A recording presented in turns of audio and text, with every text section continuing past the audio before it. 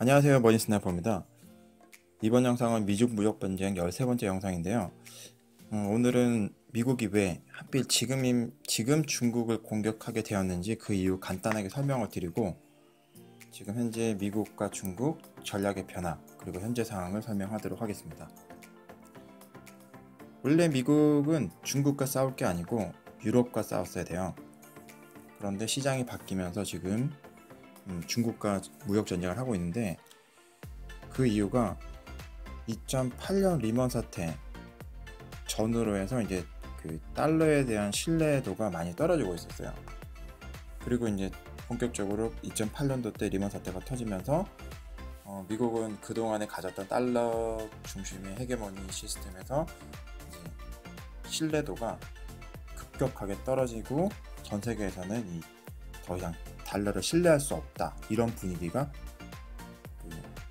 크게 이제 부각이 되는 시점이었죠. 그런데 이런 시점을 극복하기 위한 방법이 두 가지가 있었는데, 하나는 국제적으로 회계 기준을 변경하는 거였고요. 두 번째는 달러를, 즉 유동성을 전 세계 시장에 푸는 거였죠.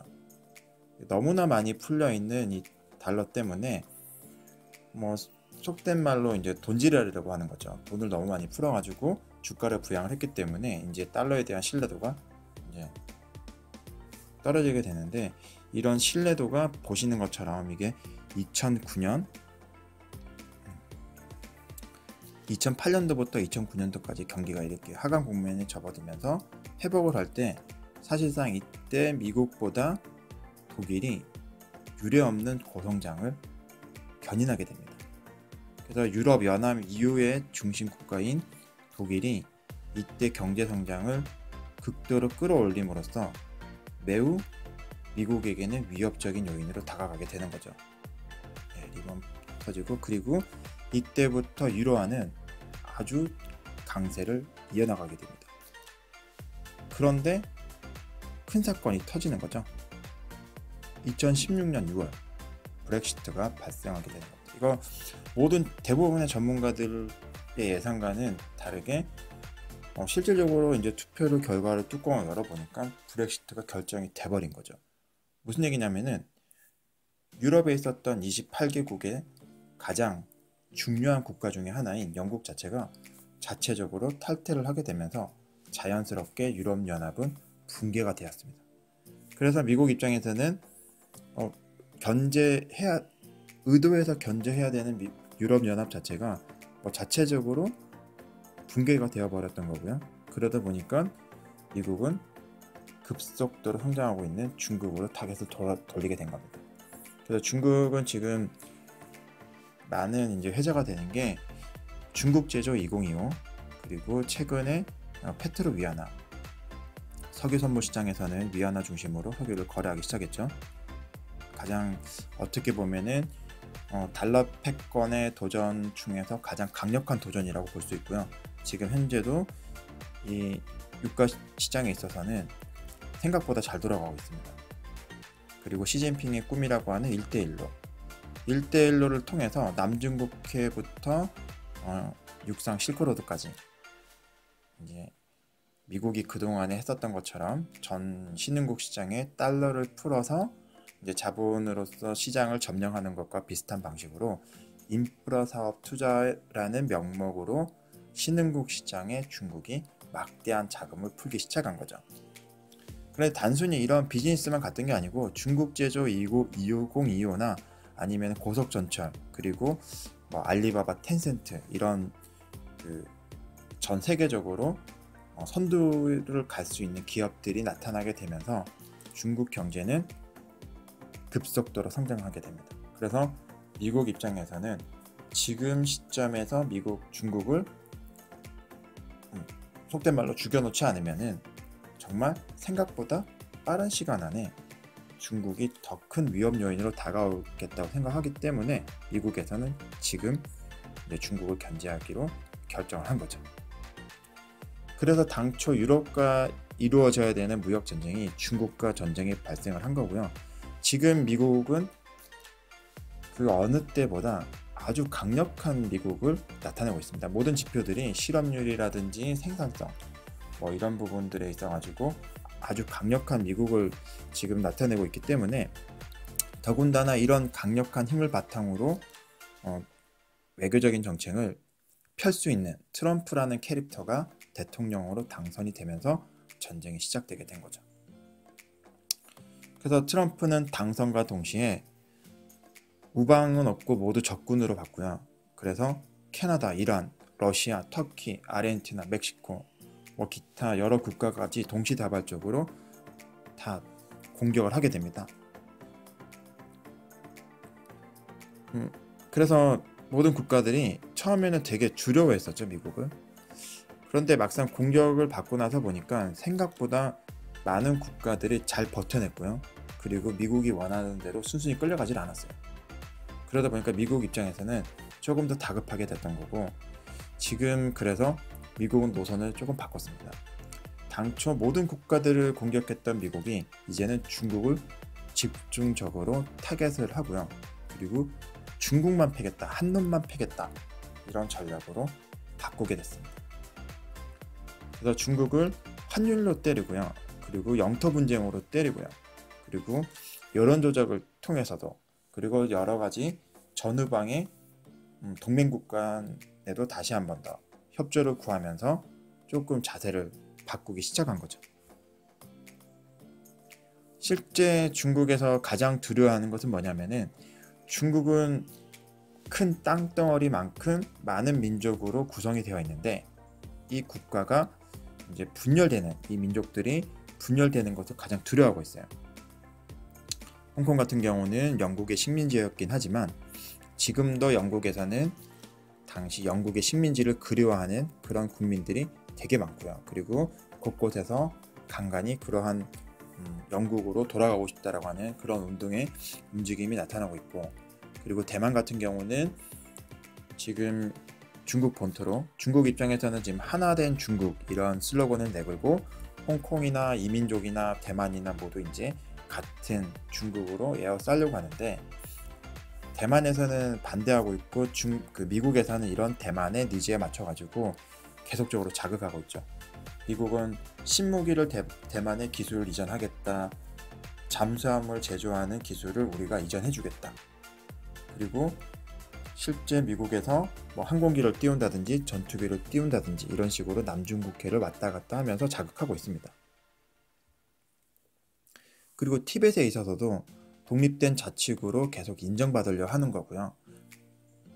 티벳에서는 중국의 국가로 들어가는 것보다는 별도의, 여기 보시는 것처럼 여기 사진에서도 티벳 is not a part of China라고 중국으로 편입되는 것을 싫어합니다. 그리고 이 티벳과 국경에 맞물려 있는 인도에서도 이런 티벳의 니즈를, 그리고 중국이 가지고 있는 이런 아킬레스건을 잘 알고 있기 때문에 인도도 틈틈이 간간히 시시때때로 중국과 이런 갈등을 계속적으로 가져가려고 하는 거죠. 그리고 몽골 자치구 같은 경우도 미국에서 지속적으로 두드리고 있는 부분이고요. 그리고 만주 같은 경우도 지금 미국에서는 어떤 움직임이 나오냐면은, 한반도 지정학적인 이제 이런 리스크가 끝났을 때 이제 북한 종전 선언하고 남한과 북한이 어느 정도 진전이 되고 나면은 이제는 휴전선이 아니고 국경선이 되는 거고, 그 국경선이 지금 현재 휴전선이 아닌 중국과 맞닿아 있는 부분에서 이제 국경선을 새로 이제 형성을 해야 되는데, 이때 미국에서는 중국에게 이 만주 지역이 중국의 땅이 아닌 한반도의 영토라는 카드를 가지고 딜을 할 가능성이 매우 높습니다. 그리고 최근의 움직임을 보시면은 스파이칩이라는 지금도 이 진위 여부에 대해서는 명확하게 밝혀지진 않았지만, 중국에서 제조되고 있는 컴퓨터 메인보드에 이제 해킹을 할 수 있는 스파이칩이 심어 있다라고 하는, 이 치명적으로 이제 신뢰도를 무너뜨릴 수 있는 이런 뉴스. 그리고 군사적인 긴장감이 지속적으로 강화하고 있는, 완화하려고 하는 시도도 이루어지곤 했지만 실질적으로는 해소되지 않는 그런 분위기죠. 그리고 지금 현재 나프타에서 USMCA라는 새로운 이제 그 북미 무역 협정을 체결하면서 대중국에 대한 독소 저항이라는 부분을 추가를 하기도 했죠. 실질적으로는. 그러면서 이제 중국을 전 세계 무역 시장에서는 조금 다시 한 번 더 고립을 하려고 하는 중국의 움직임이 이루어지고 있습니다. 그래서 기존의 미국에서는 동시다발적으로 모든 국가들을 공격을 했다고 하면은 지금은 그러한 노선에서 원 타겟, 이제 중국만을 노리고 있다, 이렇게 보시면은 될 것 같네요. 그러다 보니까 중국에서도 당초 이제 트럼프가 이야기했었던 관세라든지 이런 부분을 얘기를 할 때마다 미리 한 발짝 더 미국에서 얘기하는 것보다 2배, 3배 정도의 관세 부과하는 거에 대해서 더 많은 우리가 수입을 해주겠다, 아니면은 더 많은 항공기를 수입해주겠다, 이런 식으로 저자세로 나갔었는데 이제는 철통방어, 그러니까 전방위적으로 몸을 낮추는 방향으로 가고 있어요. 그 몸을 낮춘다는 게 이제 미국에게 항복한다는 입장보다는 자체적으로 무장을 하는 그런 개념으로 바뀌고 있어요. 중국에서도 그런 입장을 바꿨는데, 보시면 최근에 이제 시진핑이 중국 각지를 돌아다니면서 우리의 경제 모델이라고 하면 중국의 경제 모델, 이런 모델이 잘못되질 않았고 지금 우리가 똘똘 뭉쳐야 된다는 것을 지방을 다니면서 강조를 하고 있고요. 그리고 인터넷 검열도 더 강화됐어요. 최근에 한 4,000개 정도가 인터넷 사이트가 폐지됐다고 그러거든요.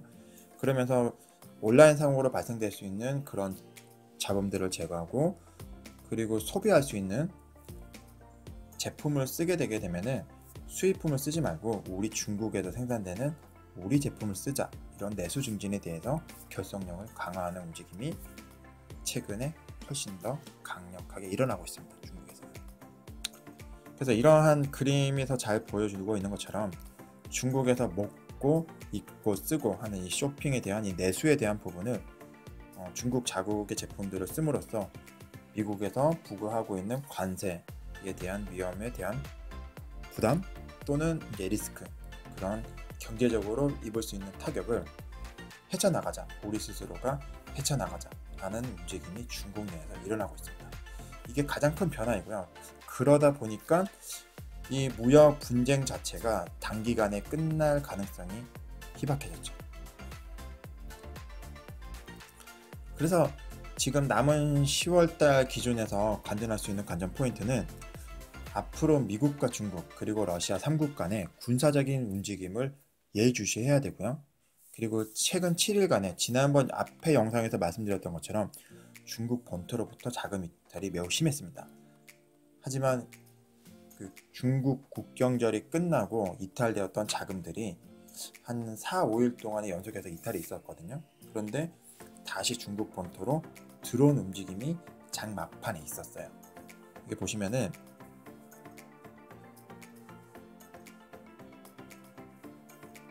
지금 이렇게 국경절이 끝나고 나서부터 8, 9, 10, 11 여기가 상해시장이고요. 여기는 심전시장인데 이렇게 4일간에 엄청나게 자금이 이탈되었죠. 상해시장에서는 약 한 120억 위안, 그리고 심전시장에서는 약 한 45억 위안 정도 이렇게 자금 이탈이 있었는데, 이탈이 끝나고 나서 상해시장에서는 이제 지난주 금요일부터는 다시 유입되기 시작했고요. 심전시장 같은 경우는 곧바로 시장으로 다시 자금이 유입되기 시작했죠.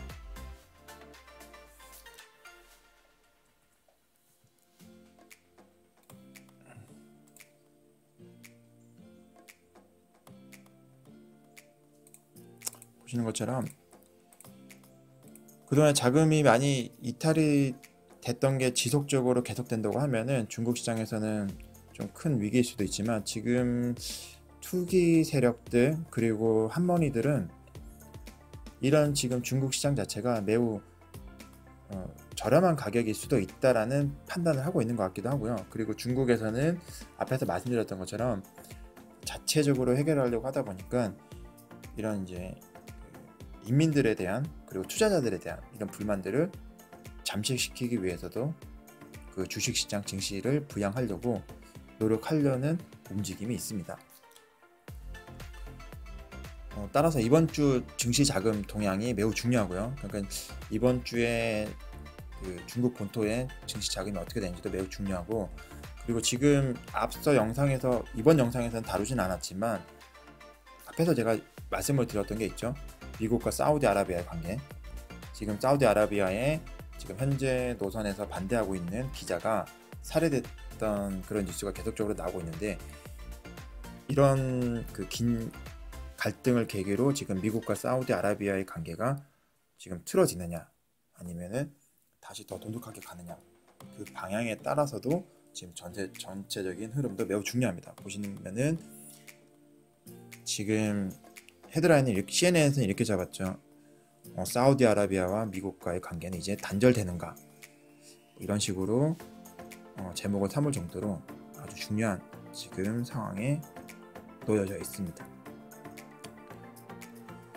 예, 제가 오늘 준비한 영상은 여기까지고요. 영상이 마음에 드셨다면 좋아요를, 그리고 또 새로운 소식을 받고자 하시면 구독을 부탁드리겠습니다. 머니 스나이퍼였습니다.